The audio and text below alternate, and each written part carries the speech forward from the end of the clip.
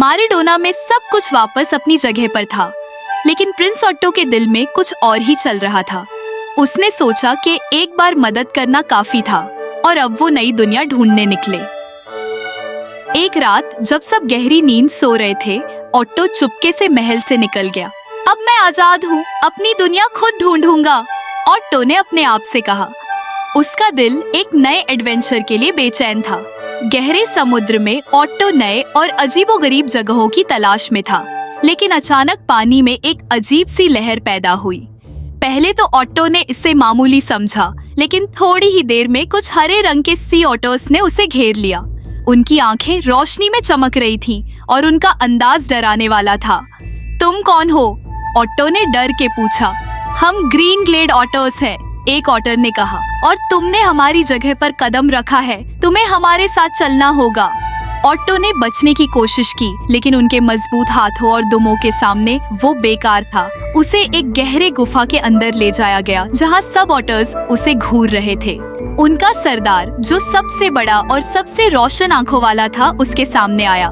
Prince Otto, अगर तुम यहाँ से आजाद होना चाहते हो तो तुम्हें रिडल सॉल्व करनी होंगी, सरदार ने कहा। ऑट्टो के सामने पहली रिडल रखी गई। एक ऐसी चीज जो बिना हाथों के पकड़ती है और बिना पैरों के चलती है, बताओ वो क्या है? ऑट्टो ने कुछ देर सोचा, फिर जवाब दिया, पानी का रेला। सरदार ने मुस्कुराते हुए कहा, सही जवाब। फिर दूसरी रिडल रखी गई। मैं बिना आवाज के गिरता हूँ, लेकिन हर कोई मुझे महसूस करता है। मैं क्या हूँ?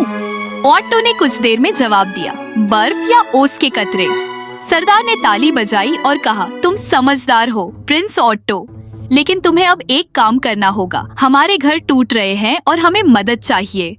ऑट्टो ने देखा कि गुफा के आसपास के पत्थर गिर रहे हैं और उनका शहर खत्म होने के करीब है। सरदार ने कहा, अगर तुम हमें मदद करते हो तो हम तुम्हें आजाद करेंगे और अपने इलाके का राज बताएंगे। ऑट्टो ने बिना किसी देरी के मदद का फैसला किया। उसने ऑटर्स के साथ मिलकर उनके घरों को मजबूत बनाने के लिए काम किया। उसने समुद्री एल्गी और छुपाए हुए ट्रेजर्स का इस्तेमाल किया, जो उन्हें अपने घर मजबूत करने में मददगार साबित हुए। काम खत्म होने के बाद सरदार ने कहा, तुमने हमारी जिंदगियां बचा ली। तुम सिर्फ एक प्रिंस नहीं, बल्कि एक सच्चे दोस्त हो। ग्रीन ग्लेड ऑटर्स ने ऑट्टो को एक सीक्रेट मैप दिया, जो नए समुद्री जहानों का पता बताता था।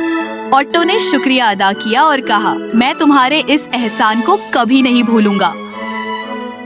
ऑट्टो वापस माराडोना जाने लगा, लेकिन अब उसका दिल और समझदार और मजबूत था।